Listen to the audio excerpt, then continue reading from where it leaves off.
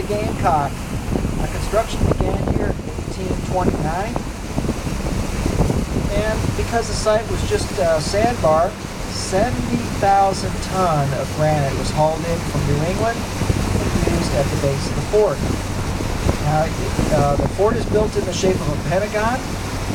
Originally, the fort stood 50 feet high, and by December of 1860, the fort was actually 90% complete.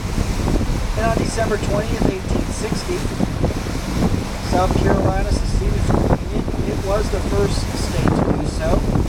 When this occurred, the South Carolina militia took control of all forts and batteries around Charleston Harbor, except controlled Fort Sumter. Fort Sumter was under the command of Major Robert Anderson with 85 men. Now, this created a dilemma for the newly elected President Lincoln, because if he withdrew federal troops, it would acknowledge the end of the Union. If he sent in reinforcements, he would be considered the aggressor. President Jefferson Davis had a similar dilemma, because if he allowed the Union to hold Fort Sumter in South Carolina, he headed a weak government. In order to attack, he would be considered a warmonger. By April of 1861, supplies were drastically low.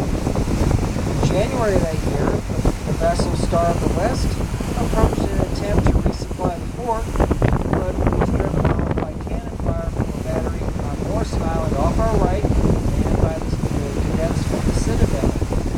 Now, those of you that have heard of the Citadel know that it's a local South Carolina military college, which is still in existence here in Charleston.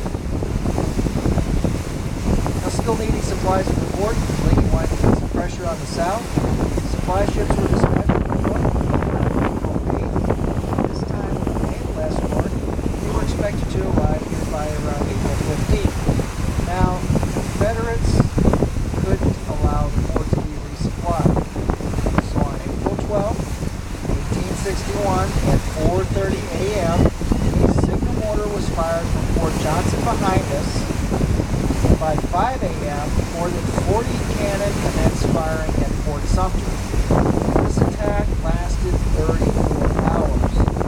And due to the lack of supplies and the fact that the military was completely destroyed, Major Anderson surrendered the fort on the afternoon of April 13th.